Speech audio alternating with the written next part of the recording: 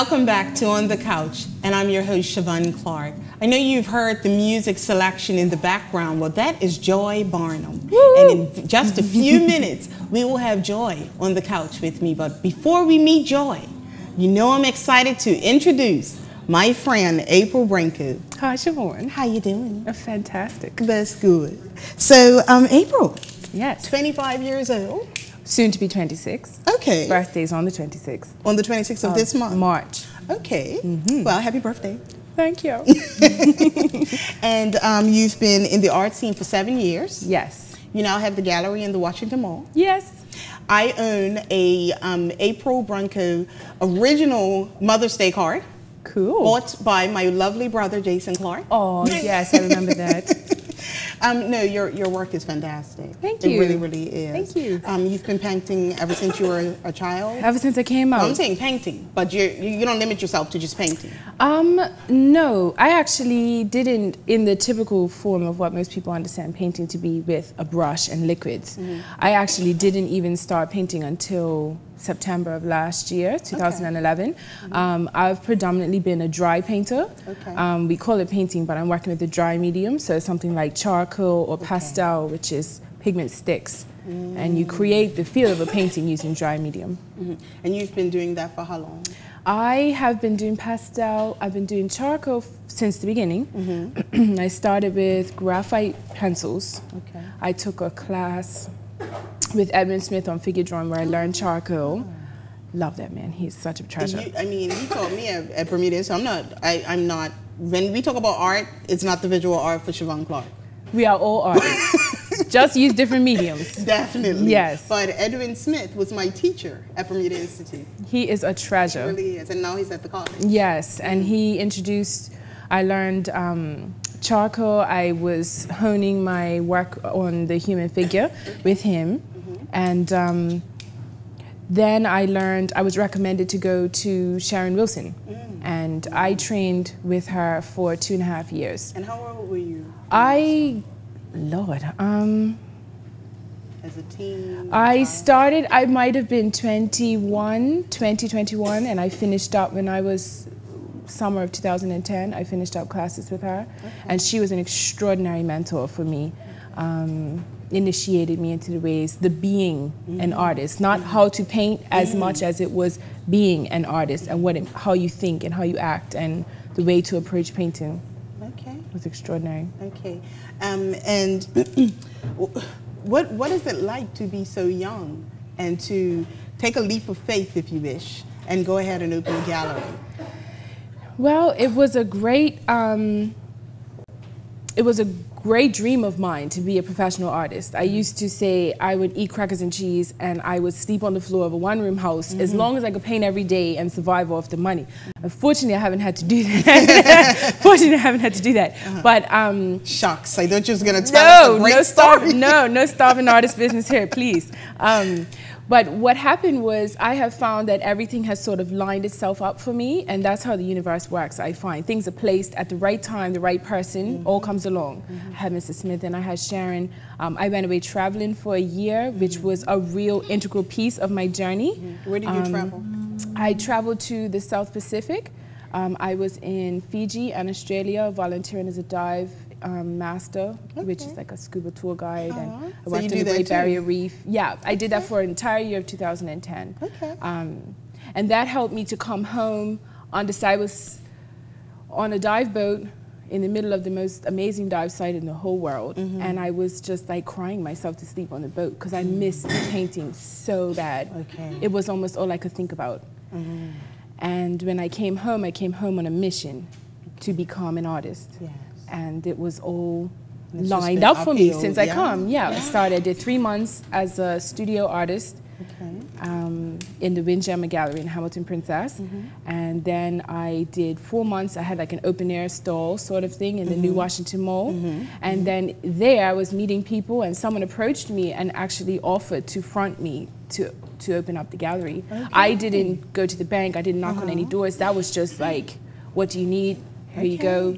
Someone believed in you. I believed in myself, and it manifested itself through someone coming to me like that. Yes. So in 6 weeks, I went from, just on the side of the road at the mall to having a proper house for my talent. Yeah. And being able to teach, and it's been because amazing. you also started off selling your pieces during Harbor Nights. Yes. That was Mr. Smith's time. That was Bermuda College. I took all my collection of work from training with him, and then I got prints made, and I went down there and I was selling. Okay. So you actually attended Bermuda College? I didn't. I just did that one class. Oh, the course with him? 3 months. That was it. Okay.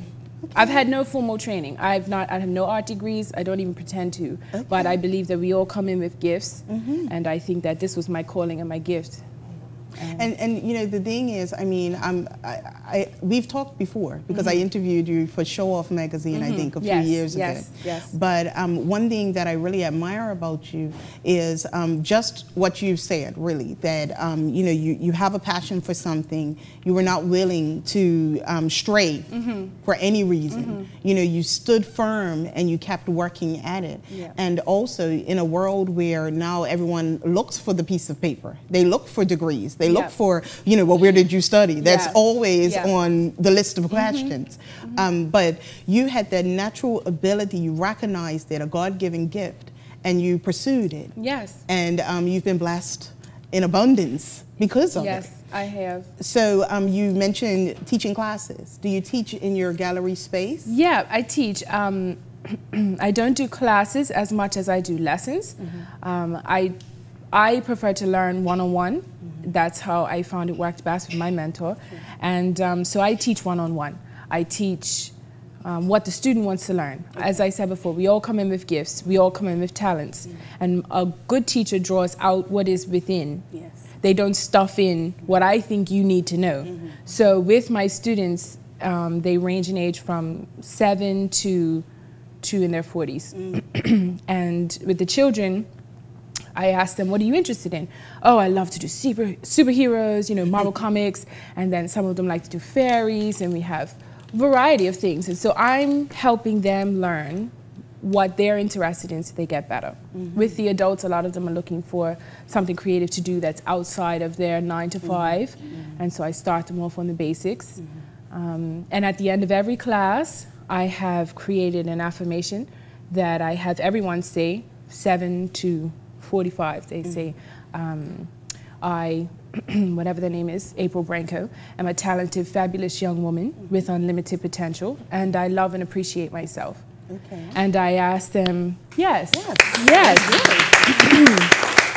And I ask them to say that every single time they put pen to the paper, pastel to the paper, whatever it is, when that is finished, I did a good job, and then repeat the affirmation. Okay. I'm big on that because that is encouragement, as Monroe was saying before. Positive upbuildment. I think that absolutely gets them there. And that goes hand in hand with the teaching, I guess, that you experienced through Sharon Wilson. Yes. The idea of being, living, thinking, functioning as an artist, not just teaching how to draw or how to use the charcoals and the rest, but teaching one how to live and be an artist.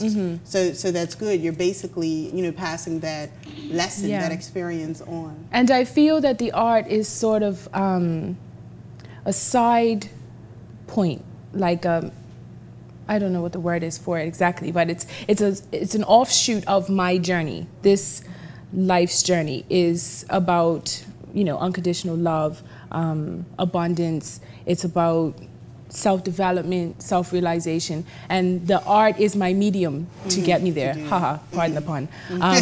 It's my way to get there, and so I try not to define myself too much as the painter, but I am, and this is what I do. And the art is something that I do in order to be, new world about it all. But yes, I try not to confuse the two. It can get sticky. People say, I am a lawyer and I am a doctor. We are, beautiful individuals, and we do certain things on our journey. So what gifts were we given to basically put our pieces of the puzzle together to make the world beautiful? Exactly, and that's what I tell my students, if this is where you feel called, I'm 25, I have my own gallery, you know, I make more money now than I ever did working in any office. Nobody got rich working 9 to 5. This is a fact. You get rich off of creating something or off of an idea. Yes. And so I tell them. And that's still the reality. Of course. It's never changed. Of course. So I tell them, follow what the calling is. Yes. Even if it ends up being crackers and cheese on the floor of a one-room house, there's an internal kind of satisfaction. Yes. I think that you could have the biggest house, but if you're miserable all day, every day, what's the point, you know? It's true. And, you know, even in my role as recruitment officer at the college, the amount of people who come in who are established, you know, the doctors, the lawyers, and so forth, the teachers, and they come and they say, you know, Chavon, I'm not happy. I'm missing something. I've always wanted to paint. I've always wanted to sing. I've always wanted to whatever. And, you know, they come back and you're faced with it. Yep. You know, because every day you put on your clothes and you go to work, you're faced with what am I doing and how am I making a difference in society today? Yeah. You know? So what piece have I left behind? What piece have I left behind? Exactly. What advice do you have for aspiring artists? Oh, my goodness. How long is this show? Should you email it to me or we just put it on the screen? No. It's two things I would say in my journey, and what I, again, tell my students is have faith in yourself. A lot of times it is faith that gets us there. Yes. And I knocked on every door until one opened up. Yes.